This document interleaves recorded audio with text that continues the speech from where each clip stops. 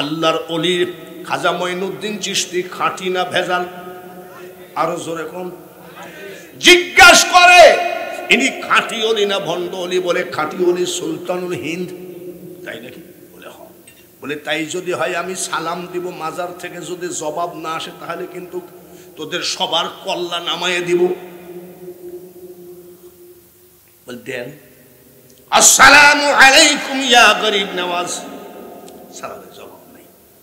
4-5 জন খাদেম ছাড়িয়ে তো সালামের জবাব না দিলে কি করবে? খাদেমদেরকে কল্লা কাটি দেবে, মাজার ধ্বংস করবে। 4-5 জন খাদেম ছাড়িয়ে তো। যাদের একান্ত বিশ্বাস আছে, ঈমান আছে, তারা বসে আছে। আর একবার সালাম দেয়, আসসালামু আলাইকুম ইয়া গরিব নওয়াজ। কয়বার হইল? জবাব আসে নাই। বাকি 4-5 জন ছাড়িয়ে তো থাকলো মাত্র পাকা ঈমান যাদের, তারা বসে আছে। এরাও কয় লা ইলাহা ইল্লাল্লাহ। কি যে হবে বুঝতে পারতেছি না। কয়বার সালাম দিয়েছে? 3 বার সালাম দিয়েছে, আসসালামু আলাইকুম ইয়া গরিব নওয়াজ। আর একবার বলে নেন আল্লাহর ওলিরা মরানা জিন্দা। আরো জোরে বলেন, আলাউলিয়া লা ইয়ামুতু হাদিসে লিখন, আউলিয়ারা রহে জিন্দা নাই তাদের মরণ। 3 বারের বেলায় বলছে ওয়া আলাইকুমুস সালাম হে বাদশা। খাদেমরা বলছে আল্লাহ বাসলাম। জবাব দিয়েছে কি দেয় নাই? এবার বাদশা বড় তাগড়া বাদশা, ডাক দিয়ে বলে গরিব নওয়াজ আপনি যে এত বড় আল্লাহর ওলি, প্রথমবারে তো জবাব দিলেন না, দ্বিতীয়বারে জবাব দিলেন না, তৃতীয়বারে বললেন ওয়া আলাইকুমুস সালাম। তাহলে কি আমার এই তলোয়ার যে মাইরে ফেলবো, খাদেম টাদেম সব মাজার টাজার উল্টায় দিব, এই তলোয়ারের ভয়ে সালাম দিলেন নাকি? চিন্তা করেনি। এবার আরেক ফেকড়াবাজ খাজা মঈনুদ্দিন চিশতির রওজা থেকে আওয়াজ আসতেছে, বাদশা রে আমি মঈনুদ্দিন পৃথিবীরাজের তলোয়ারকে ভয় করি না। জোরে বলেন মারহাবা। আমি 3 বারের বেলায় দিলাম কেন? তুমি যখন প্রথম সালাম দাও আমি মদিনায় রওনা দিলাম, দ্বিতীয় সালাম যখন দাও তখন আমি মদিনায় অবস্থান করি, সুবহানাল্লাহ। তৃতীয় সালাম যখন দাও তখন আমি রওজাতে ঢুকলাম মদিনা থেকে এসে, তাই রওজা থেকে আমি ওয়া আলাইকুমুস সালাম বলেছি। একটু পাসপোর্টে ভিসা লাগান, ভিসা লাগাইয়ে পাসপোর্ট 6-7 হাজার টাকা, আর আজমির শরীফে বাংলাদেশের 1020 টাকা হলেই রাজার হালে ঘুরে আসা যায়। একটু গিয়ে দেখেন বাবাজি ওই খাজা গরিব নওয়াজের মাজারের উপরে 50 কেজি স্বর্ণ দিয়ে গম্বুজ করা আছে। আমি খাজার ইতিহাস বলতে আসি নাই, আমি একটা কথা বলতে আসিছি, মরণ ওদের মরণ মরণ আর আমাদের মরণ মরণ। নবীকে ভালোবাসতে হবে, আয়াত আছে কি নাই? কিন্তু বর্তমানে কিছু হুজুর নামধারী মোল্লা, ভাইরাল মোল্লা, ভাইরাল মোল্লা বুঝেন তো? ভাইরাল মোল্লা মানে কি? ভাইরাল মোল্লা বলতে আমি বলি কি জানেন? কিছু দালাল সেট করে রেখেছে জিন্দেগিতে ওই ভাইরাল হুজুর টেলিভিশন সেন্টার চোখেও দেখে নাই, কিন্তু লেখছে RTV, BTV, STV, NTV। এই হুজুরকে আমি জিজ্ঞাসা করছি, বলে হুজুর একটু টেলিভিশন সেন্টার আমার জীবনে একটু দেখার খুব শখ, নিতে পারেন? বলে হুজুর আমি নিজেই যাই নাই। বলে লেখছেন কেন? বলে এইগুলো না লেখলে ভাইরাল হওয়া যায় না। মারবে রে আতশের কুড়া, সুজা করবে বেকা তেড়া, জোর জুলুম খাটবে না তাতে হুজুর কে তোমার আর যাবে সাথে। হুজুর সারাদিন টিকটক করে, টিকটক মানে যুবকরা বুঝে, আর রাত্রে জুব্বা লাগাই ওয়াজ করে। হুজুরের আবার ভাব কত 80,000 টাকার নিচে হবে না, আবার টাকা অগ্রিম দিয়ে দেওয়া লাগবে। অগ্রিম তারা দিয়ে দেয় তার কারণ ওনার যে ওয়াজ তাতে 10 মিনিট স্টেজে টিকবে কিনা ঠিক নাই, যার জন্য আগেই টাকা নিয়ে নেয়। আমি আমাকে বড় মনে করছি না, আমি সাজাদপুরে আসতে শাহ মখদুম রহমতুল্লাহ রেখে জিয়ারত না করে আমি ওয়াজে উঠি না। রাজশাহী গেলে শাহ মখদুমকে জিয়ারত না করে গেলে উঠি না। ভাইরাল বক্তারা, খোদার কসম করে বলছি, হবিগঞ্জে একজন ডিবির অফিসার আমার বাড়িতে আসছে, বলে হুজুর ৯৫,০০০ টাকা আমি হেলিকপ্টার ভাড়া দিয়ে দিয়েছি, আপনি হেলিকপ্টারে যাবেন, আমি আল্লাহর ওয়াস্তে মাফ করেন, টাকাটা আমাকে দিয়ে দেন। বলি কেন? ৩৬০ আউলিয়ার সর্দার বাবা শাহজালাল, শাহপরান, কত ৩৬০ জন আউলিয়া ঘুমাই আছে, আর আমি বেয়াদবের মতো হেলিকপ্টার নিয়ে তার বুকের উপরে উড়ব। এই মা আমাকে পেটে রাখে নাই, আমার মা একজন আল্লাহওয়ালা ছিলেন। খুশি হয়ে তো আমাকে দিয়ে দিয়েছে। আল্লাহ তাআলা কাছে বলি, আল্লাহকে ডাকো, লোক দেখায়নি ভাইরাল হয়ে। নিজামুদ্দিন ধুলাউড়ির ওয়াজ শুনছেন নাকি? আব্দুল ওহাব বুলবুলির ওয়াজ শুনছেন নাকি? শুনছেন না? ওনারা ওয়াজ করলে মানুষ চোখের পানি ঝরাইয়া দিয়েছে। আর এখনকার বক্তা আগেই টান মারে,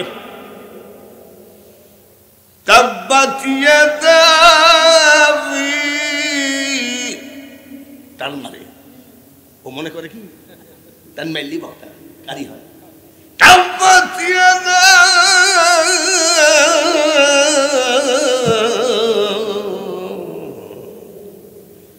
মানে এমন টান মারিছে, সামনে যে কি আছে বক্তার মনেই নাই। এই সব করে কি আর ভাইরাল হওয়া যায় রে বেটা? বাংলার মাটিতে আইলো কত, গেল কত, কোথায় তাদের ঠিকানা? আর কতদিন খেলবি খেলা, মরণ কি তোর হবে না? কোথায় গেল বঙ্গবন্ধু, কোথায় গেল সরোয়ার্দী, কোথায় গেল বাংলার শেরে বাংলা? সবার ঠিকানা কোন জায়গায়? জোরে বলেন। কবরস্থান যদি হয়, বক্তা যদি আল্লাহওয়ালা না হয়, জনগণ কোনদিন আমলদার হবে না। আমি অনুনয় বিনয় করে বলছি, আগের বক্তার কথা বলছি না, আবার মনে বেড়ে না যাবে। আগের বক্তা তো আমাদের লাইনের লোক, কিয়াম টুক করলো দেখছেন না, আমাকে লাইনের লোক বক্তা আছে। কিছু ভাইরাল বক্তা, খাজা মঈনুদ্দিন চিশতি আজমিরি রহমতুল্লাহ আলাইহি ৯০ লক্ষ জাতিকে মুসলমান বানালেন। বানাতে বানাতে মারা গেছে, ওনার কবর দেওয়া হয়েছে। কবর তখন পাকা হয় নাই, কবর তখন বিল্ডিং হয় নাই। সুন্দর করে ১০ জন খাদেম বসে আছে। কয়জন? ১০ জন খাদেম বসে আছে। কেবল মাজার তেমন একটা পাকাপুক্ত করা হয় নাই। এমন সময় বাদশাহ আওরঙ্গজেব তলোয়ার নিয়ে বের হলো, ভণ্ড মাজার গুলোকে আগে ধ্বংস করে দাও। আমাদের দেশে ভণ্ড মাজার আছে কি নেই? বহু আছে। জোরে বলেন ঠিক কিনা? লম্বা চুল ছিল, মুখে মুছ ছিল, দুই পাশে দুই মহিলা বসে থাকতো, খেপা আর খেপি। খেপা দেখবেন যে মাজারে গেলে পীর বাবাজি বসে আছে, এপাশে এক মহিলা, এপাশে এক মহিলা। আমি একদিন জিজ্ঞেস করছি যে ইনার আবার কারা? আবার কি বলে জানেন? দুই পাশে দুই মহিলা বসে রেখে পরে গান গায়, পরের নারী পরের দ্রব্য হরণ করো না, পারে যেতে পারবা না। ঠিকই তো বলে, কিন্তু এই মহিলারা কারা? এই মহিলারা হলো খেপা আর খেপি। পীর বাবা খেপা আর মহিলা হলো খেপি। পর্দার আড়ালে মা বোনেরা আল্লাহর কোরআন পড়ো, শ্বশুর শাশুড়ির খেদমত করো, স্বামীর খেদমত করো, পর্দায় থাকো। কারোর জন্যে, তোমাদের জন্য জান্নাতের দরজা খোলা থাকবে। খবরদার খেপার পাল্লাই পড়ো না, তোমাকে খেপি বানাইয়ে ছেড়ে দেবে। এরকম খেপার মাজার আছে কি নাই? ওই খেপার মাজার ভাঙলো। বাদশাহ আলমগীর ছিল একেবারে শরীয়তের কঠিন একজন আলেম, জ্ঞানী। এই যে এই কি বলে পার ইয়ে লুঙ্গি যদি গিরির নিচে যায় তুমি লাঠি দিয়ে মারতে। বাদশাহ আওরঙ্গজেব গেল মাজার ধ্বংস করতে করতে ১০ জন ফোর্স নিয়ে গেছে। এই মাজার কার? বলে খাজা মঈনুদ্দিন চিশতির। বলে খাজা মঈনুদ্দিন চিশতি আবার কেডা? বলে উনি সুলতানুল হিন্দ, হিন্দুস্তানের বাদশাহ। মসজিদের নামাজ পড়ে আসার সময় একটা নতুন স্যান্ডেল নিয়ে চলে আসছে, আর ফাটাটা থুয়ে আসছে। এটা কি আল্লাহ রাস্তায়? চলে কম না। তাহলে চোরের রাস্তার আল্লাহর রাস্তাটা একটু আলাদা। আল্লাহ বলছেন আল্লাহর রাস্তায় যারা মারা গেছে তোমরা তাদেরকে মৃত বলো না, ওরা জীবিত। সুবহানাল্লাহ। তাহলে ওনারা কি?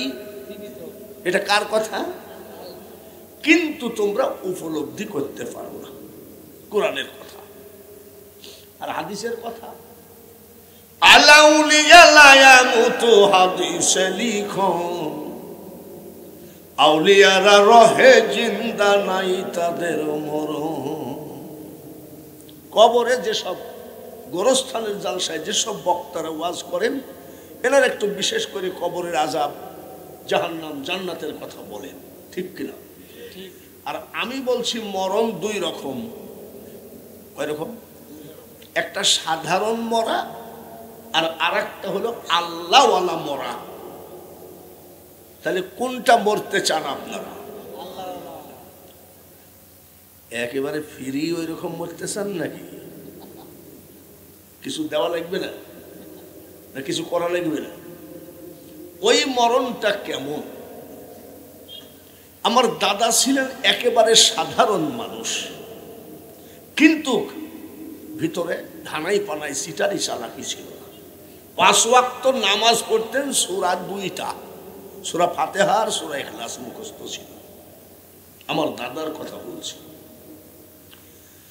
আমার দাদা অনেক ধনী মানুষ ছিলেন। কাঁঠাল গাছে যদি কোনো চোর কাঁঠাল পাড়তে উঠেছে চুরি করতে, আমার বাপ চাচারা লাঠি নিয়ে বের হয়ে গেলে আমার দাদা বলতো খবরদার তাড়িস না এখানে, বলে ভয়ে পড়ে যদি ঠ্যাং ভেঙে যায় তোরম কাঁঠাল গাছ বিক্রি করলেও আবার ওকে সুস্থ করা যাবে না। এরকম লোক ছিলেন আমার দাদা। তো আমার দাদা 110 বছর বয়সে মারা গেলেন। হঠাৎ করে শবে বরাত যেদিন, শুক্রবারও সেদিন, আমাদের পার্শ্বে একটা গ্রামে হাট আছে, মথুরাপুরের হাট। এখন তো হাটের অভাব নাই, এখন হাটের অভাব আছে। রাত 10টায় যদি বলেন বেগুন লাগবে তা পাওয়া যাবে, সবজি লাগলে পাওয়া যাবে। কিন্তু আগে সাপ্তাহিক হাট ছিল, হয়তো একটা হাট সপ্তাহে 2 বার। মঙ্গলবারে কিনলো, শুক্রবার পর্যন্ত শেষ হয়ে গেল, আবার শুক্রবারে কিনলো, এরকম হাট ছিল কি ছিল না? আর আমাদের তখন হাট লাগতো বেলা জোহরের নামাজের পরে হাট লাগতো। আর সেদিন 60 মোহর থেকে যাইতে লেগে দেখলাম যে রাত 3টার সময় হাট বসে গেছে। আমি কি ব্যাপারে এত পাটের গাড়ি কেন? তো বলছে আজকে হাট পা। তাহলে এখন রাত কোন সময় হাট লাগে? রাত 3টায়। 10টার মধ্যে হাট ফাঁকা। আমার দাদা, আমার বাপ চাচারা 11 জন, 11 জন বাপ চাচা আর একটা ফুফু। আমার দাদা বলছে বাবা তোর আজকে হাটে যাইস না, আর কাফনটা রেডি রাখিস। তখন আমরা ছোট, দাদা তোমার সাথে আজরাইলের কথা হয়েছে নাকি? দাদার সাথে নাতিরি আর কি করে না, ওরাই চুপ থাকতো। আমার মনটা ভালো না, আজকে আমি মনে হয় থাকবো না। তো সত্যিকারই বাপ চাচারা হাটে গেল না। আর কাফন দাদা আগেই কিনে রাখছিল, অনেক আগে। মাগরিবের নামাজের আজান দিলে দাদা নামাজ পড়লেন। আমার মাকে দেখে বলছে বৌমা উত্তর দিকে মাথা করে বিছানটা করো।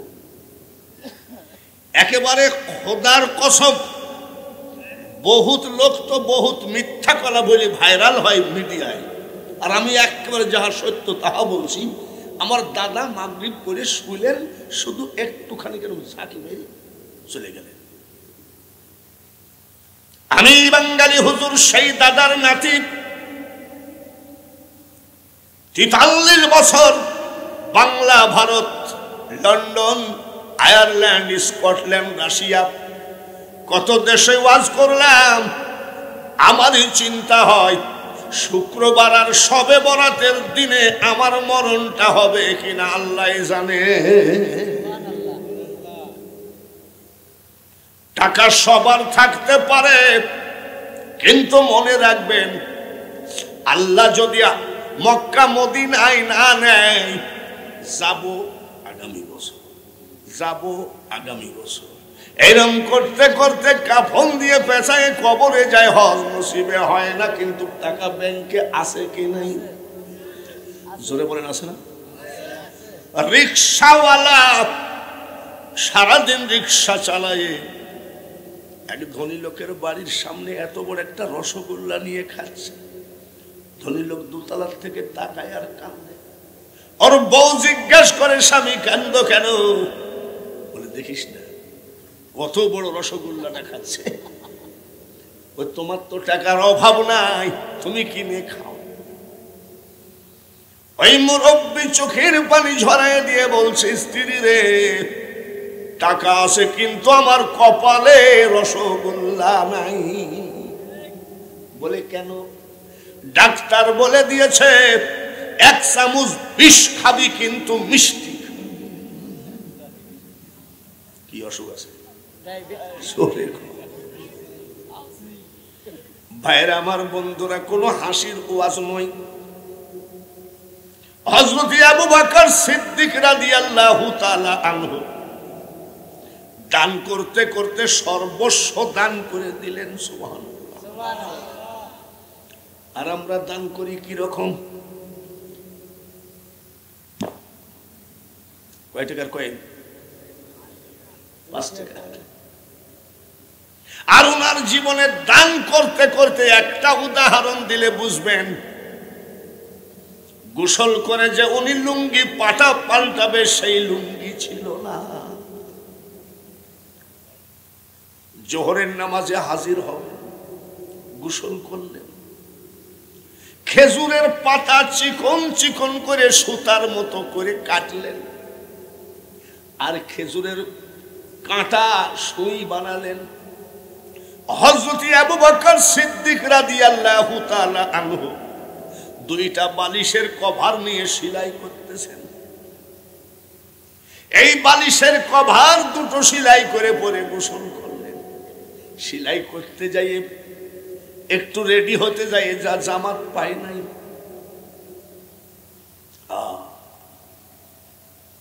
আমরা সস্তা ইসলাম পাইছি। খুব ভালো করে খেয়াল করেন। আমার আল্লাহ বলেন, ফেরেশতারে, আমি যে বললাম ওয়াইস ক্বালা রাব্বুকা লিল মালাইকাতি ইন্নী জাইলুন ফিল আরদি খলিফা, পৃথিবীতে আমি খলিফা, প্রতিনিধি, আদম বানাবো, মানুষ বানাবো।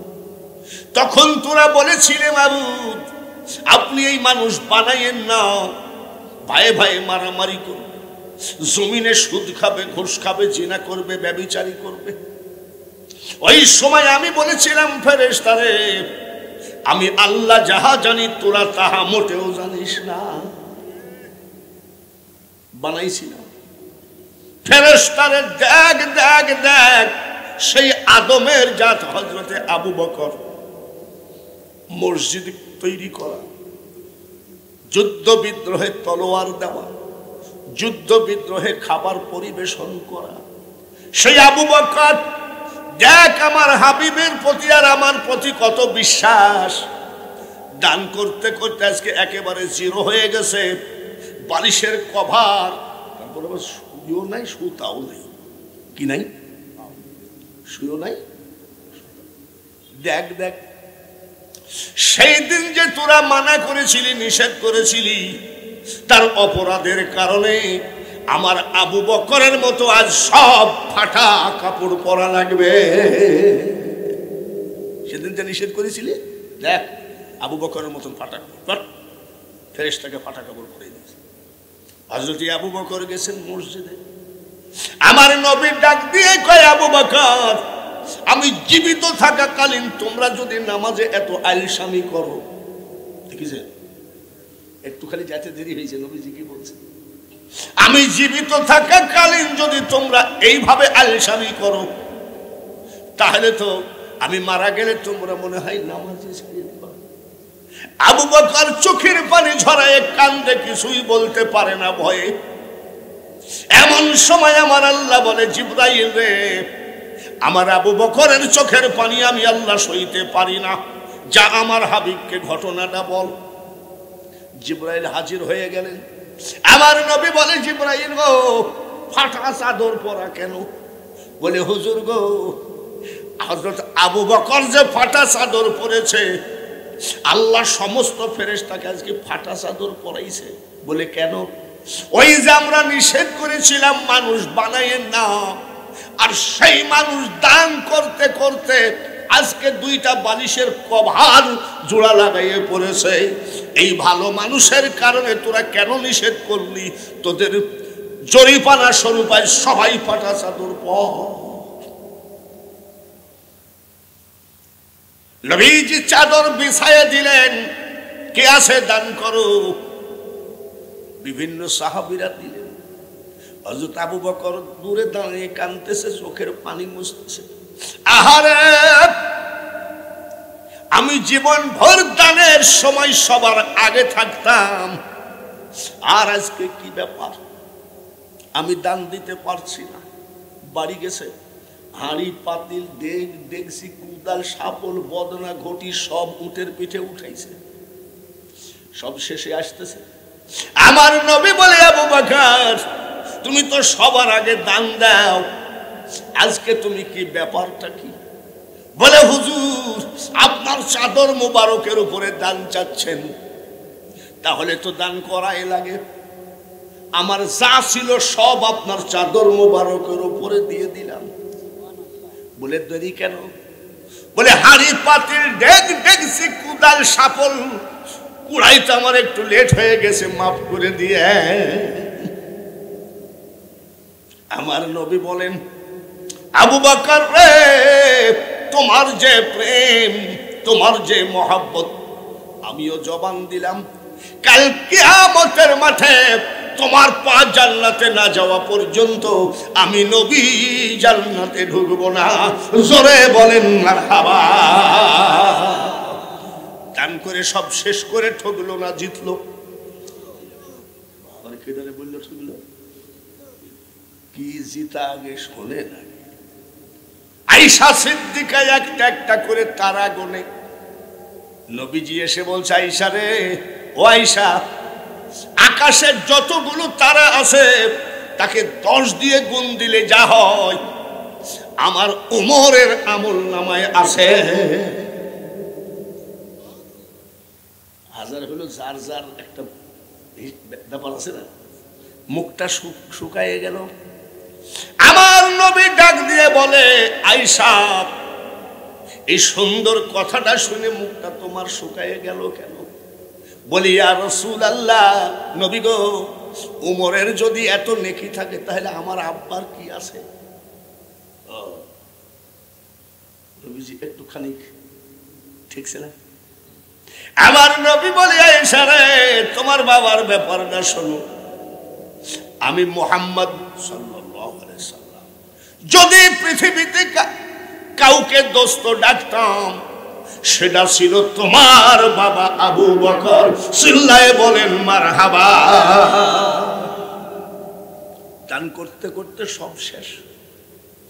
কাফেররা বল তিতকারি মারে, আবু বকর পাগলামির একটা সীমা আছে। বলি কেন? তুমি যে মুহাম্মদের ফুকাস কথাবার্তারা শুনো, জান্নাতের লোভ দেখায়, জাহান্নামের ভয় দেখায়, আর যাই যা আছে সব দিয়ে আসো, দিতে দিতে তোমার শব্দ জিরো, একেবারে ডবল জিরো। তাই বলে কি তোমার কবরের জায়গাটাও রাখা লাগে না নাকি? তুমি তোমার লাশ দাফন হবে কোথায়? কাফেরদের টিটকারিতে ইমানের কিছুই কমতি হয় নাই। সুবহানাল্লাহ। কিন্তু মনে একটু কষ্ট লাগছে, কথা তো তাই। এশার নামাজ পড়ে কাঁদতেছে, মাবুদ গো, কাফের বেঈমানরা টিটকারি মারে। সুবহানাল্লাহ, মারহাবা। আসলে তো আমি বুঝতে পারি নাই, আমার কবরের জায়গাটা তো আমি রাখি নাই, সব তোমার হাবিবের মহব্বতে দান করে দিয়েছি। কিন্তু কাফেররা তো ঠিকই বলে আমার কবরটা হবে কোথায়? চোখের পানি ঝরে কেন্দে হযরত আবু বকর জায়নামাজের উপরেই ঘুমিয়ে গেছে। আল্লাহর রাসূল বলেন আবু বকর রে, চোখের পানি মুছো।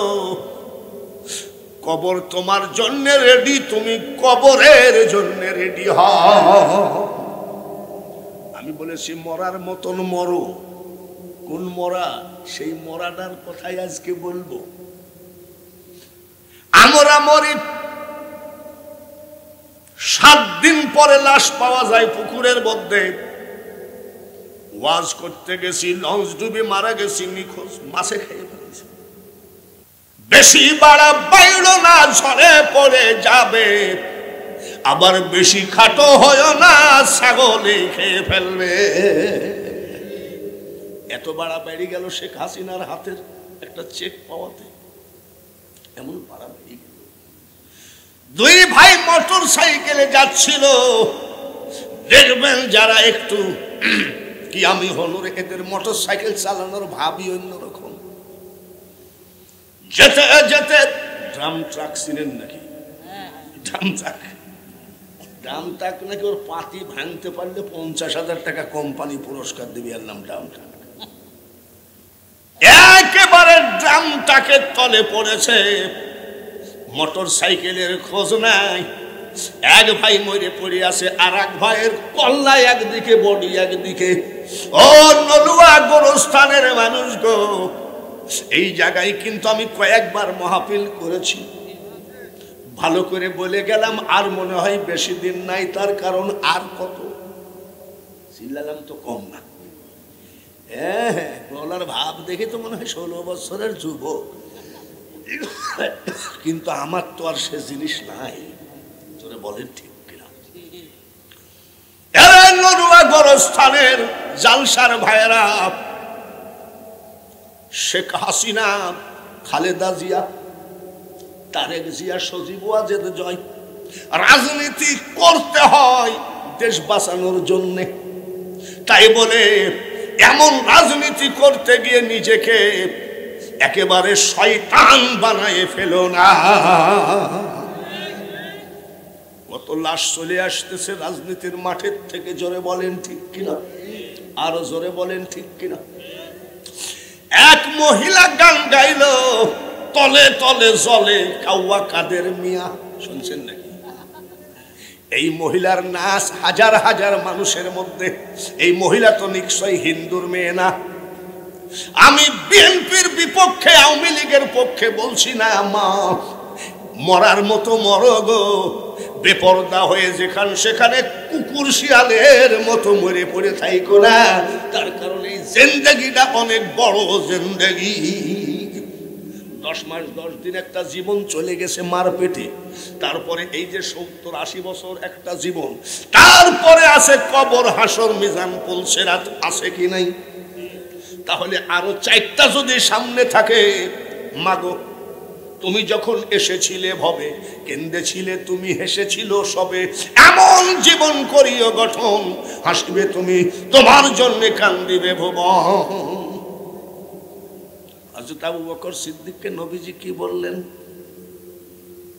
মনে আছে? কবর তোমার জন্য রেডি, তুমি কবরের জন্য রেডি হও। স্বপ্নের মধ্যে বলছেন, সুবহানাল্লাহ, স্বপ্নের ভিতরে বলছেন। এই আবু বকর শুধু কবরের জন্যও কান্দে, আর আমরা গোরস্থানের ভিতরে ফেন্সিডিলের বোতল পাওয়া যায়। গোরস্থানের ভিতরে খালি ফেন্সিডিলের বোতল নেই। রাজশাহীতে গেছি ওয়াজ করতে, বিশাল একটা গোরস্থান, জায়গাটার নাম কাজলা। আমি এই গাড়ি দাঁড়াতে একটু জিয়ারত করে আসি। বড় একটা উঁচু কবরের পাশে যাই, মেলা কবর গোরস্থান। আসসালামু আলাইকুম ইয়া আহলাল কুবুর, আউযু বিল্লাহি মিনাশ শাইতানির রাজিম, বিসমিল্লাহির রহমানির রহিম। জিয়ারত করতেছি, উঁচু কবর, ওই পাশে দেখি ফিস ফিস করে আলাপ আলোচনা করে। কিরে, লোক দেখা যায় না, কিন্তু ফিস ফিস করে কথা কয়। ভূত মত নাকি, জিনমিন নাকি? আমার লোম টোম বাপু সে খাড়া হয়ে গেছে। আপনার ভয় নাই নাকি? নাকি ভয় খালি আমারই আছে? আছে নাকি? কিরম সাহস আল্লাহ, রাত 3টার সময় একলাই যাই অত গোরস্থানে।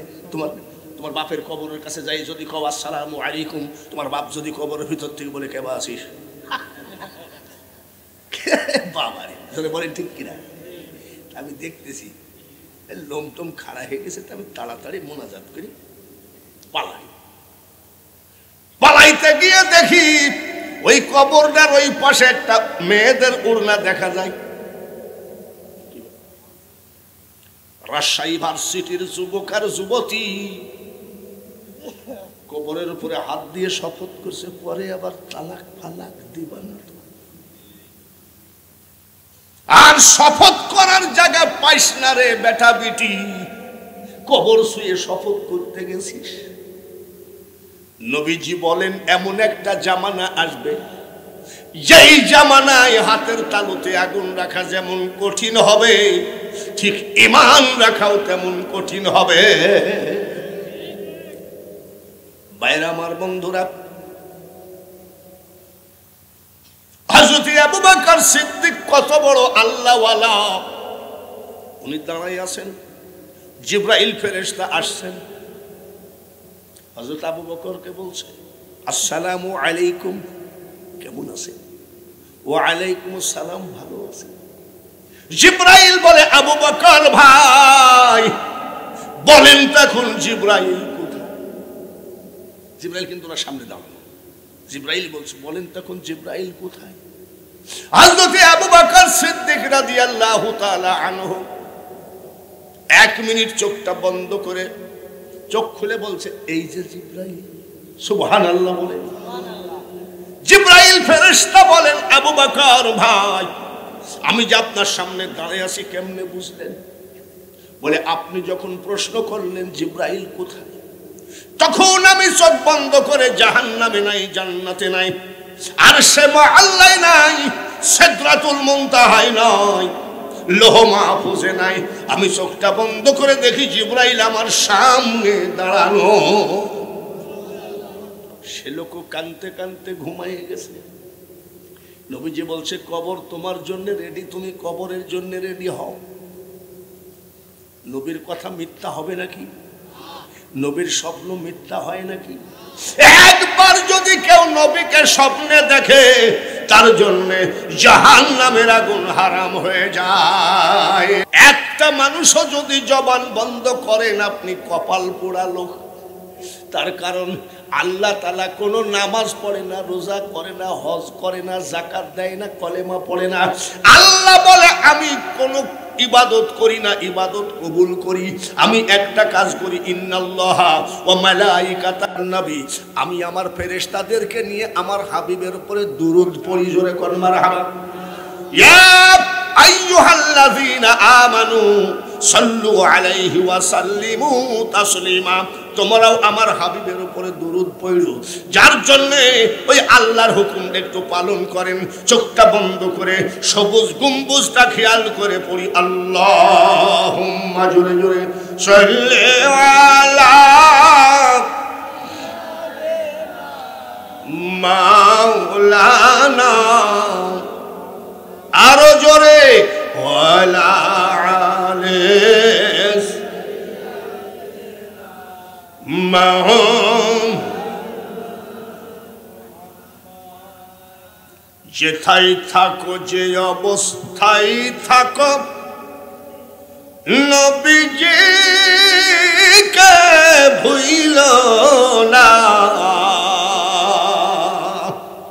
নবীজিকে না ভুলিলে নবী তোমায় ভুলবেন না। আল্লাহুম্মা সাল্লি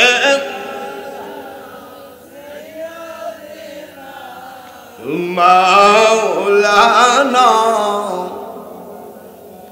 ওয়ালা আলিস মাও। আজান হয়ে গেল। হযরত আবু বকর ইমামতি, ফজরের নামাজের ইমামতি করলেন। ইমামতি করে মুসল্লিদের দিকে ঘুরে বসলেন। নামাজ শেষ করে চোখের পানি ঝর্ণার মতো ঝরে যাচ্ছে, ঝর্ণার মতো। হযরত ওমর বলে আবু বকর কেন আপনি কাঁদেন বলেন তো কি হলো? বলে কিছুই হয় নাই। উসমান গনি বলে হুজুর আপনি কাঁদেন কেন বলেন? বলে কিছুই হয় নাই।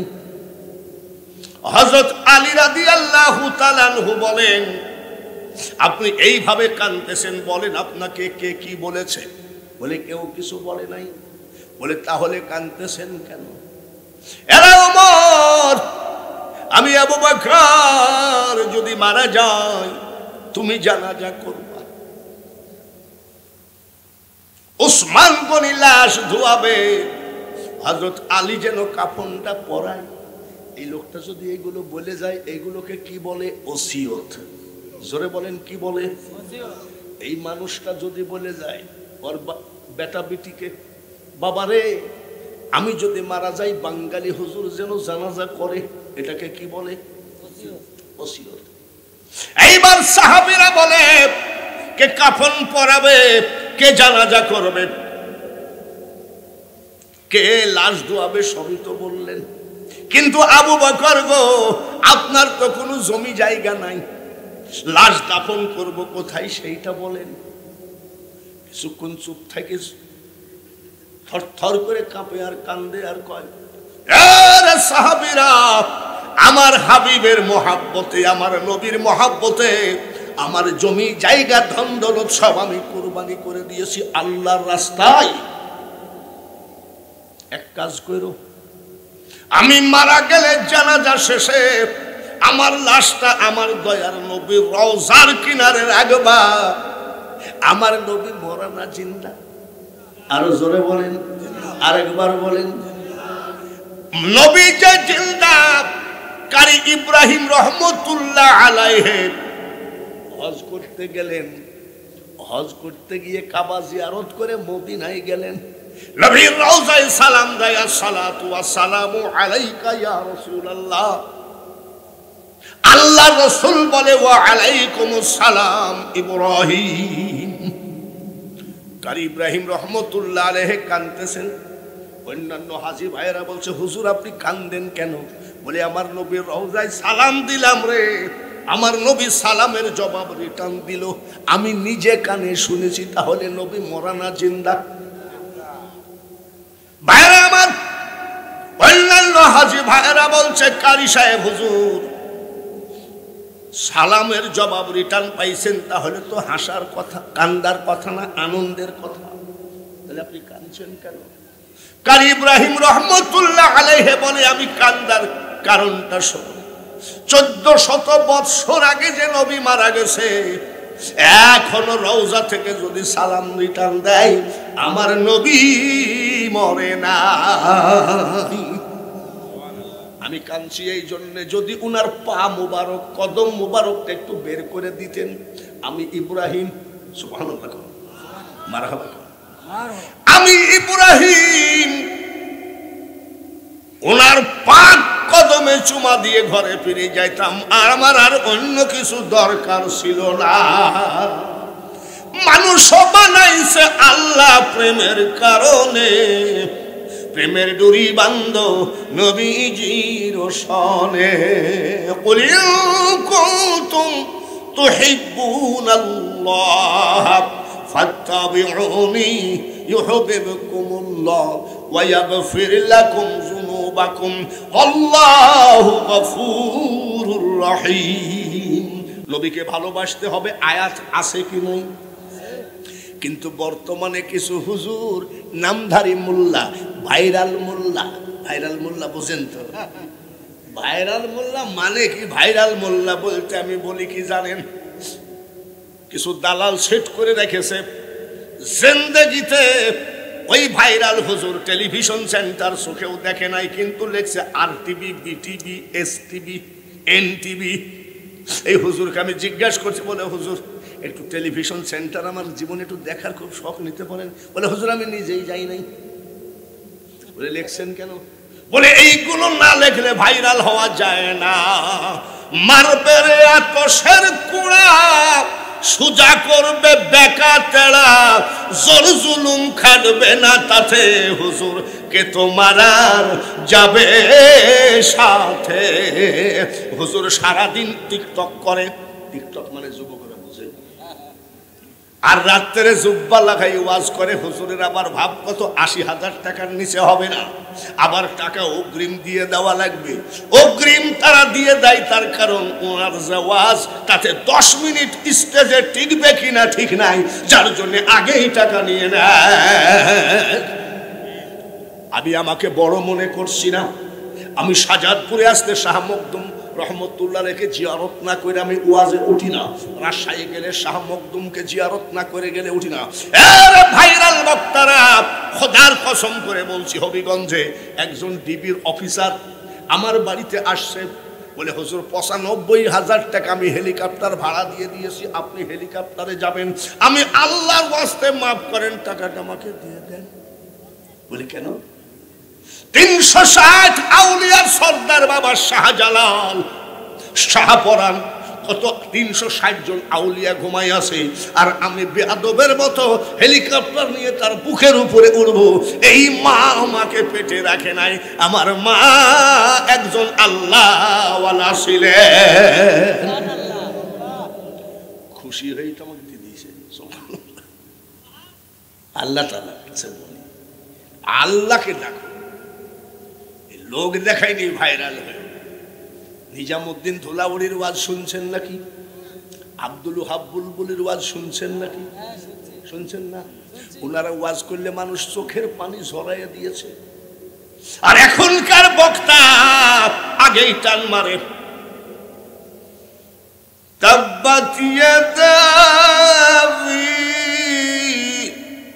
টান মারে, ও মনে করে কি টান মারলি বক্তা কারি হয়।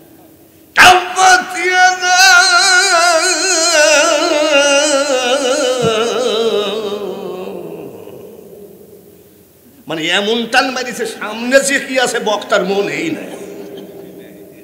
এই সব করিকার ভাইরাল হওয়া যায় রে বেটা? বাংলার মাটিতে আইলো কত, গেল কত, কোথায় তাদের ঠিকানা?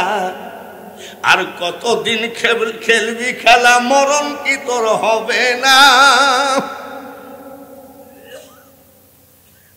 কোথায় গেল বঙ্গবন্ধু, কোথায় গেল সরোয়ার্দী, কোথায় গেল বাংলার শেরে বাংলা?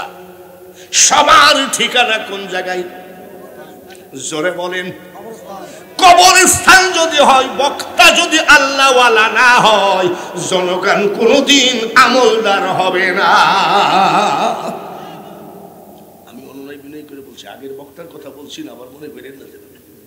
আগের বক্তা তো আমাদের লাইনের লোক, কিয়ামটুক করলো দেখছেন না, আমাকে লাইনের লোক বক্তা। আছে কিছু ভাইরাল বক্তা, আমার থেকে বেশি টান জানো না।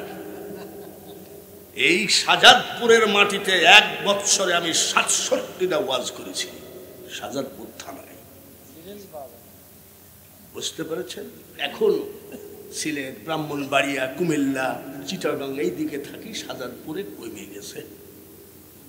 কই আমার ওয়াজ তাই বলে আপনারা পান না বলে বাঙালি হুজুর কেউ ডাকে না তা না, এখনো ১-১৫০ ওয়েটিং এ আছে ওয়াজ। ভাই মাপসাই, আমার ডেট নাই। আবার আবার কিছু কিছু বক্তা দেখি ডেলি ৩ খ্যাপ মারে, সকালে একটা, দুপুরে একটা, রাত্রে একটা। আল্লাহ সবাইকে হেদায়েত করেন, সবাই বলি আমিন। হযরত আবু বকর সিদ্দিক রাদিয়াল্লাহু তাআলা আনহু বলেন, ওমর জানাজা শেষ করে আমার নবীজির রওজার কিনারে আমার লাশটা রাখবা, উনি যেখানে বলে সেখানেই কবর হবে। সুবহানাল্লাহ কোন। আমি কিন্তু ওয়াজের শুরুতে বলছি মরা ২ রকম, আবু বকরের মরা আর আমাদের মরা এক রকম নাকি? ভাইরা আমার, সত্যিকারী ওসিয়ত মোতাবেক ওই জায়গায় রাখা হলো। ১-১.৫ ঘন্টা কোনো আওয়াজ নাই রওজার শরীফ থেকে। কাফের বেঈমানরা টিটকারি মারতে লাগলো, আবু বকর তুই কি জানিস আব্দুল্লাহর বেটা ডিজিটাল ভন্ড? কাফেররা কয় আর এখনই তো লাশ জঙ্গলের ভিতরে ফেলে দিবে, কুকুর শিয়ালে খাবে। এই কথাটা হযরত ওমরের কানে এসেছিল। হযরত ওমর বলে সরেন, সরেন সবাই, সরায়ে দিয়ে একেবারে জব্দ করে ধরেছে রওজা শরীফের কোনায়, জব্দ করে ঢেকে বলছে দয়ার নবী নূরের নবী মরার মতো মরো হাক্কাতু কাতিহি ওয়ালা তামুতুন্না ইল্লা ওয়া আনতুম মুসলিমুন। মুসলমান না হয়ে, প্রকৃত মুসলমান না হয়ে কবরে এসো না, এটা কার কথা? বাইরে আমার নবীজির এই দিক দিয়ে রড বের করে দিল, দাঁত ভেঙে গেল। দাঁত ভাঙ্গা যন্ত্রণা আছে কিনা? আছে না? আমার মনে হয় বাবা এই দাঁতের যন্ত্রণার উপর আর কিছু না। আমার একবার হয়েছিল মাড়ির দাঁতে ব্যথা, তো মনে হয় যে যাই পুকুরের মধ্যে সব কাপড় চোপড় সহ ডুব মারি, সেই দাঁত ভেঙে দিল।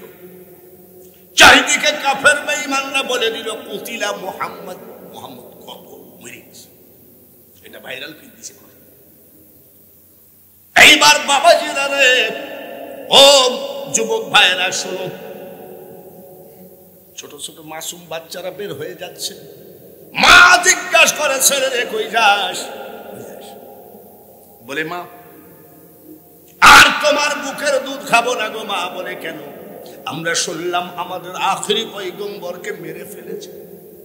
কত কত যার জন্য যেই দেশে নবী নাই সেই দেশে আমরা কেমনে বাসি? দরকার নাই, কানতে কানতে লাইন দিয়ে চলে যাই। হানজালা বলে একজন সাহাবী কেবলমাত্র বিয়ে করে এসেছে, গত রাত্রে বাসর ঘর হয়েছে, স্বামী স্ত্রী মিলন হয়েছে, ফরজ গোসল করতে পুকুরে যাচ্ছিল। এমন সময় জিজ্ঞাসা করে বাচ্চারা তোমরা কাঁদতেছো কেন? বলে তুমি কি জানো না কুতিলা মুহাম্মদ আমাদের নবীকে খতম করে দিয়েছে কাফেররা। এর নাম আশেক। সঙ্গে সঙ্গে বাড়ি গেছে, গোসল করে নাই। আলমারির ভিতর থেকে তলোয়ার বের করে কয় স্ত্রী রে থাকো, জোরে বলেন মারহাবা, থাকো, যদি বেঁচে থাকি দেখা হবে, আর যদি মারা যায় দেখা হবে হাসরে। বলে কোথায় যাচ্ছ? বলে আমার নবীকে নাকি কাফের বেঈমানরা মেরে ফেলেছে। কাফের বেঈমানরা মেরে ফেলেছে। থাকো। বলছে ঠিক আছে। বলে একটু দাঁড়ান, এক বদনা পানি নিয়ে আসছে। বলে পা দুখানা দেন। বউটা ঢেলে দিল পায়ে। স্বামী জিজ্ঞাসা করে এটার ব্যাপারটা কি বলো? আমার তো মনের মধ্যে সর্বক্ষণ খুঁতখুত করে। বলে স্বামী গো, একটা রাত আপনার সাথে কাটাইছি, ওজুর পানি দিতে পারিনি, খাবারের পানি দিতে পারি নাই, খাবার আদায় দিতে পারি নাই, আপনার একটা লুঙ্গি ধুয়ে দিতে পারলাম না। এই পা দুখানা ধুয়ে দিলাম কিয়ামতের মাঠে, আপনাকে ছেড়ে দিলাম। আমি চাই স্বামী গো আপনি যেন ফিরত না আসেন। বলে কেন? বলে আমি কাল কিয়ামতের মাঠে যেন শহীদের স্ত্রী হিসাবে আল্লাহ আমাকে ডাক দেয়। হানজালা শহীদ হয়ে গেল। নবীজি ডিক্লার দিয়ে দিলেন উহুদের যুদ্ধে যারা শহীদ হয়ে গেছে লাশগুলো সব নিয়ে এসে গোসল করানোর দরকার নাই, যে যেভাবে আছে ওইভাবে কবর দিয়ে দাও।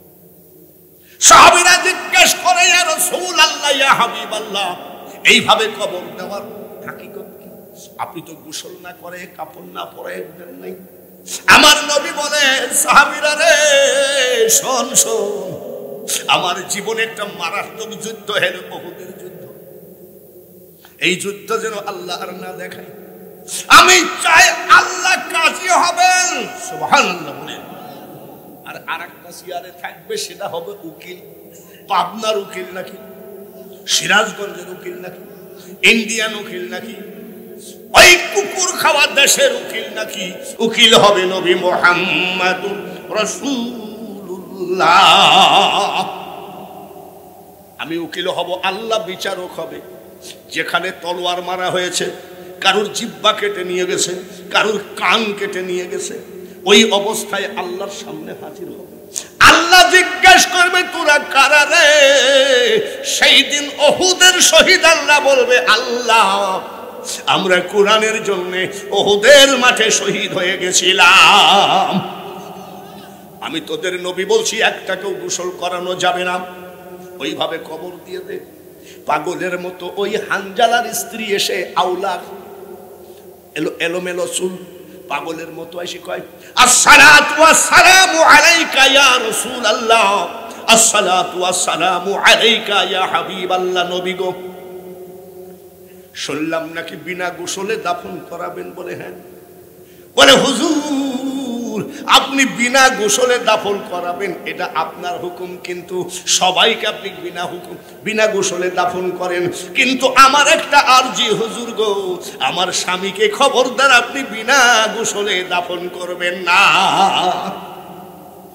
বাড়ি কোথায় তোমার?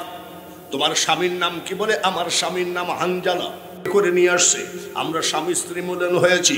উনি নাপাকি দূর করার জন্য গোসল করতে যাচ্ছিলেন। এই মদিনার ছেলেরা পাগলের মতো চিৎকার করে কাঁদতে কাঁদতে আসছিল। হঠাৎ করে রাস্তার ভিতরে শুনতে পাই আলমারি ভেঙ্গে তলোয়ার নিয়ে আপনার প্রেমে পাগল পারা হয়ে আমার স্বামী ছুটে আসে। আমার স্বামী কিন্তু নাপাক, আমার স্বামীকে আপনি গোসল করাবেন না। বলে জানমা আমি দেখতেছি, আপনি ঘরে যান, আমি দেখতেছি। এ সাহাবীরা রে, দেখতো আমার হানজালার লাশটা কোথায়? যারা শহীদ হয়ে গেছে সব লাশ পাওয়া গেল, হানজালার লাশ পাওয়া যায় না। নবীজি একটু চিন্তার জগতে পুষলেন, মনে হয় কাফের বেঈমানরা হানজালাকে ধরে নিয়ে গেল নাকি। একটু চিন্তা করতে করতে জিবরাইল এসে সালাম দেয়, আসসালাতু ওয়াসসালামু আলাইকা ইয়া রাসূলুল্লাহ, আসসালাতু ওয়াসসালামু আলাইকা ইয়া হাবিবাল্লাহ। হুজুর, হানজালার জন্য আপনি চিন্তা করবেন না, চিন্তা করে লাভ নাই। বলে কোথায় আছে? বলে কাফের বেঈমানরা ওকে ধরে নিয়ে যায় না, হানজালা শহীদ হয়ে গেছে। আমার আল্লাহ তাআলা ফেরেশতাদেরকে ডেকে বলেছে, হানজালা রে, ধর্মের জন্য, কোরআনের জন্য, আমার হাবিবের জন্য হানজালা শহীদ হয়ে গেল। হানজালা স্বামী স্ত্রী মিলন হয়েছিল নাপাক, ওকে গোসল না করে আমি আল্লাহ কেমনে কবরে দিই? তাড়াতাড়ি লাশটা উঠায় নিয়ে এসো। উঠায় নিয়ে এসে জান্নাতের বরকতি পানি দিয়ে হানজালাকে গোসল করায় মদিন এই উহুদের ময়দানে দিয়ে আইসো। আমি শুরুতেই বলেছি মরা কয় রকম আজকে দেখবেন ইনশাআল্লাহ। রাজি আছেন তো? রাজি আছেন তো? এইবার ডাক দিয়ে বলে কই সে লাশ? বলে হুজুর গো, ফেরেশতারা নিয়ে জান্নাতের বরকতি পানি দিয়ে গোসল করাচ্ছেন, কিছুক্ষণ পরে দিয়ে যাবে। ফেরেশতারা হানজালার লাশ দিয়ে গেল। সাহাবীরা দেখে রে,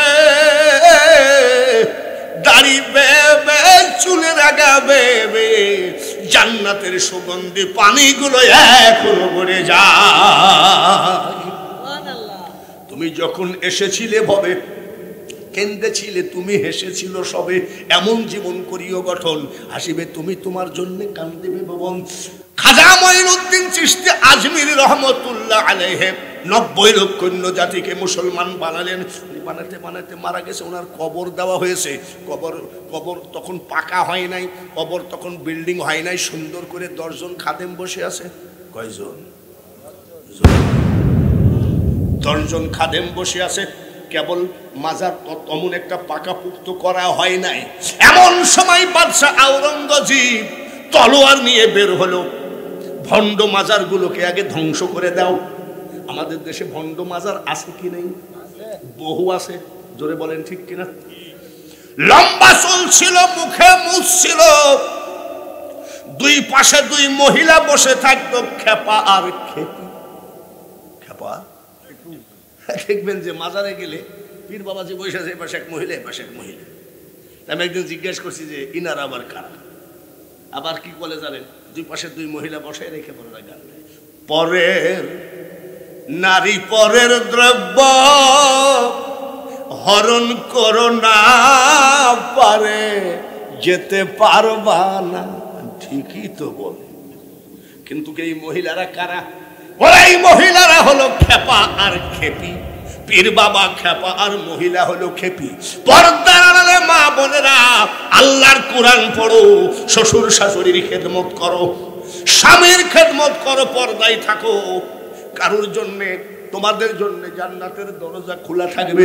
খবরদার খেপার পাল্লাই পড়ো না, তোমাকে খেপি বানাইয়ে ছেড়ে দেবে। এরকম খেপার মাজার আছে কি নাই?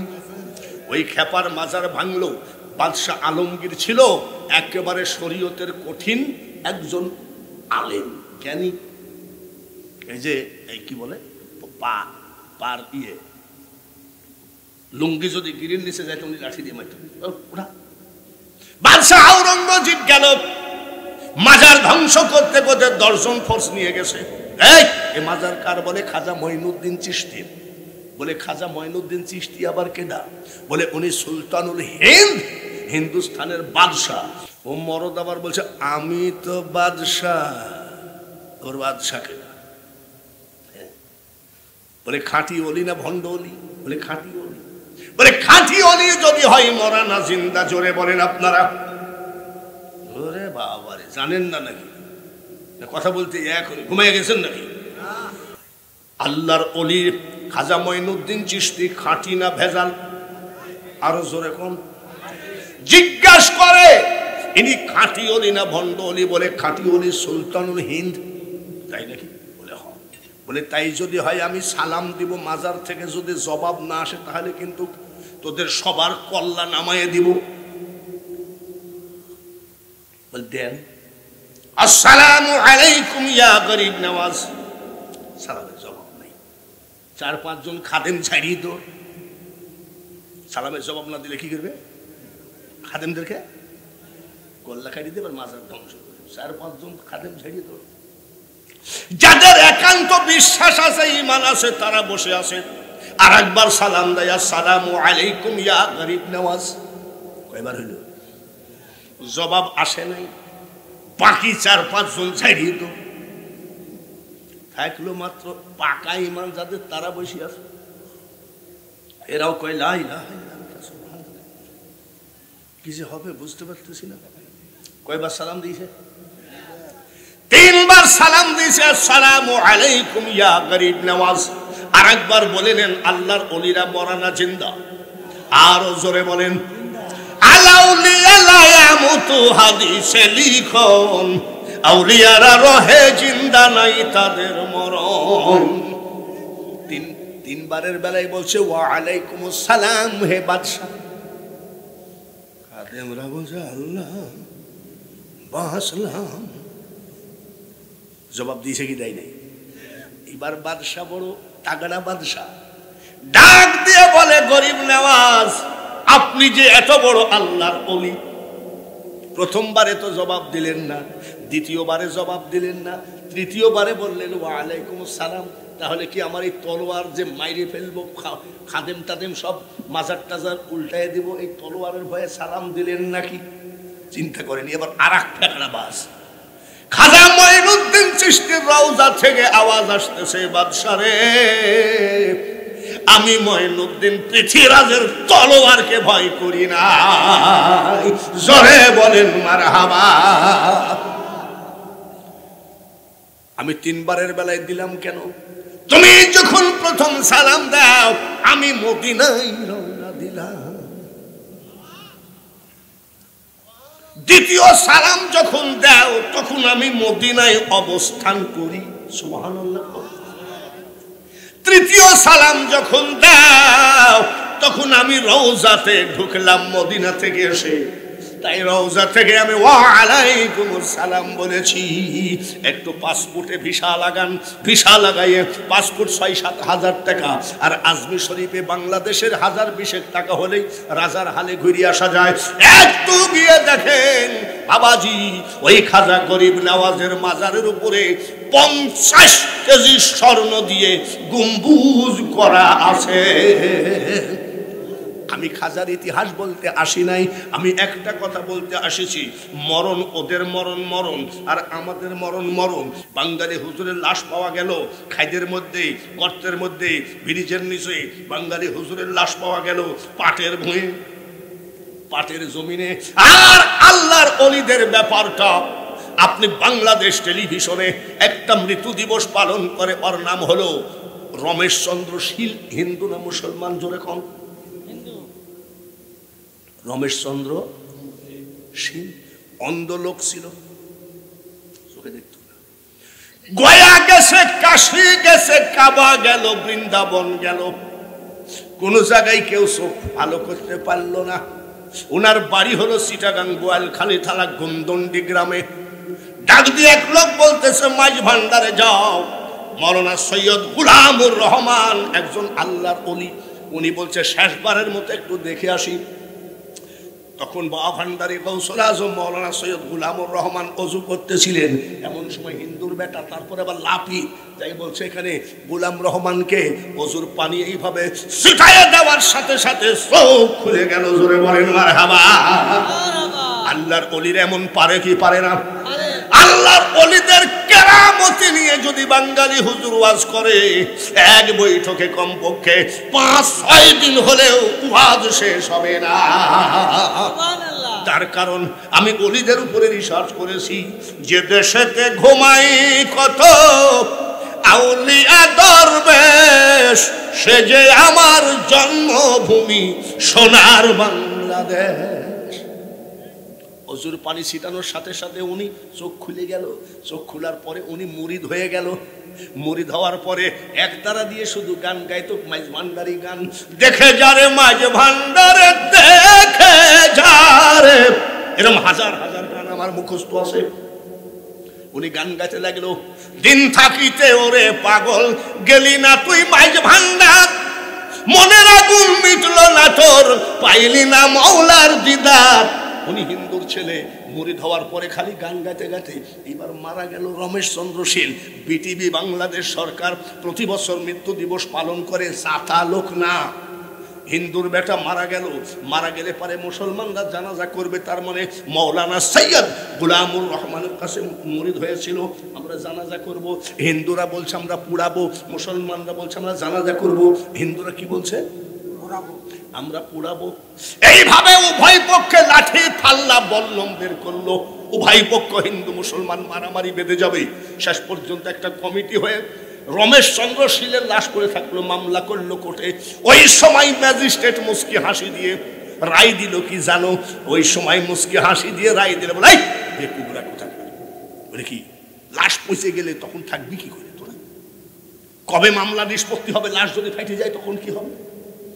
হিন্দুরা বলছে আমরা ফাটা লাশ পচা লাশ পুড়াবো, মুসলমানরা বলছে আমরাও পচা লাশ হলে জানাজা করব। ম্যাজিস্ট্রেট রায় দিয়ে দিল পাগলার দর্শন। মুসলমানরা জানাজা করে দাফন কাফন করে কবর দিয়ে চলে যা, তারপরে ওরা চলে যাওয়ার পরে তোরা কবর থেকে উঠায়ে পুড়ায়ে ফেলা। উভয় পক্ষ বলছে ম্যাজিস্ট্রেটের বেটা রে, অরিজিনাল বলে খুশি, বলে হ্যাঁ খুশি। মুসলমানরা জানাজা করলো, দাফন কাফন করে জিয়ারত করে চলে গেল। হিন্দুরা কোদাল নিয়ে এসে কবর খুঁড়তে লাগলো। একটা কবর খুঁড়তে কি 3 দিন লাগে নাকি? জোরে কোন 3 ঘন্টা লাগে নাকি? মাত্র 20 মিনিটের ভিতরে কবরের খাপাসি উঠাইয়ে দেখে রে রমেশ একজন হিন্দুর বেটা, লাশ নাই, লাশ নাই, এত বড় একটা গোলাপের ফুল পড়ে আছে। খালি অযথা ফতুয়াবাজি করে দেশটাকে ধ্বংস করো না। বাবার জমি জায়গা বিক্রি করে টাকা নিয়ে আমি বহুদূর ঘুরেছি। আজকে সব কথা না হলো কিছু কথা বলবো, রাজি আছেন নাকি? কারা কারা রাজি নাই হাত দেখান সবাই। আসল মানুষ, আরে শুনতে একটু ভুল হয়ে গেছে। রাজি আছেন ইনশাআল্লাহ? কারা আরো জোরে হবে রাজি আছেন? আপনারা তো সবই রাজি আছেন। সেদিন এক মৌলবী ওয়াজ করতেছে, ফিলিস্তিন ইসরায়েলকে ধ্বংস করব ইনশাআল্লাহ। আমি মিথ্যা চাটাম ঝাড়িস নি, বাটা স্যান্ডেল ইসরায়েলের ফেলা, বাটা স্যান্ডেল পায়ে দিয়ে আবার ইসরায়েলের বিরুদ্ধে বলে। এই যে কোকা কোলা খাও না, কার বানানো? কই এত হাতা গুছাইস মোল্লারা, তুই তো নিজেই কোকা কোলা কিনে খাইস। এইসব ধানাই পানাই, এইসব ভাইরাল মাইরাল বাদ দেওয়া। কিছু কিছু বক্তা তাকায় থাকে, এরকম একটা ঘটনা ঘটলে ওইটা নিয়ে চালাবো, ওইটা নিয়ে চলে কোনো লাভ নাই। ফিলিস্তিন না, সারা বিশ্বের মুসলমান একদিন জয়ী হবে। এখন ওয়াজ তো ধরেন টুকটাক শুরু হলো, কেবল ভূমিকা শেষ করলাম, এখন ওয়াজ শুরু করব, পারবেন তো? পারবেন তো? দেখতে দেখতে দাড়ি পেকে গেল, চুল সাদা হয়ে গেল, পাওয়ারফুল চশমা নিলাম। আমি যখন বক্তা হয়েছি তখন আমার মুজ দাড়ি উঠে না, তখন থেকে দেখলাম বহু লোক ইনশাল্লাহ হুজুর। পরে দেখা যায় একটু লেট হলে বক্তাকে মারতে গেলে ঠেকানোর লোক থাকে না, শুধু মাইকানাটা থাকে। এরকম হবে না তো? গোরস্থানটা কোন দিকে? ওই গোরস্থানে মা শুয়া আছে, বাবা শুয়া আছে। রব্বির হামহুমা ভুলে গেলেন, জায়নামাজ চিনলেন না, ইয়াবা চিনলেন, ওযু চিনলেন না, চিনলেন ফেন্সিডিল, এসব হারাম পথে চলে গেলেন। আপনার মা যে চিৎকার করে কান্দে যখন কোনো আল্লাহওয়ালা ব্যক্তি গোরস্থানের পাশ দিয়ে হেঁটে যায়, তখন আপনার মা কান্দে, কে যাও রে পথিক রাস্তা দিয়া হাঁটিয়া, সূরা ফাতিহা সূরা ইখলাস যাও না একবার পড়িয়া। বেটারে, আমি তোর মা 10 মাস 10 দিন পেটে করে টানতে গিয়ে রুকু সেজদা দিতে পারিনি। আমি তোর বাবা মাঠে কামলা দিতে দিতে ক্লান্তি হয়ে গেছি, নামাজ ছেড়ে দিয়েছি। সেই মা বাবা গোরস্থানে কান্দে, কোনোদিন মার দিকে খেয়াল করলেন না। এমনও লোক আছে গোরস্থানে ওর বাপের খবরটা চিনবেও না, বলবে যে ও কবে মরেছে কে জানে। তুমি যখন তোমার মা বাপকে ভুলে যাবো, তোমার ছেলেও তোমাকে ভুলে যাবে। একবারে মাত্র 10টা মিনিট দেখবো মা বাপের দরদ কার আছে। ইসরাইল পরে, আগে মা বাপকে বাঁচা। একটা এখন সব উঠা শুরু হবে, দেখবেন যে সামনের দিকে আসবে, সব নিচের দিকে দৌড় মারবে। হাজার হাজার চাই না, যদি কেউ দিতে চান নেব, কিন্তু 50 টাকা 20 টাকা। ওরে যুবক ছেলেরা, কত জায়গায় কত টাকা গোপনে গোপনে এমবি পাঠালি, ট্যাক্সি লোড পাঠালি। আজকে তোর মার কবরে কিছু এমবি পাঠা, তোর মার কবরে কিছু সদকায়ে জারিয়া কর। একটা মানুষও বসে থাকবেন না।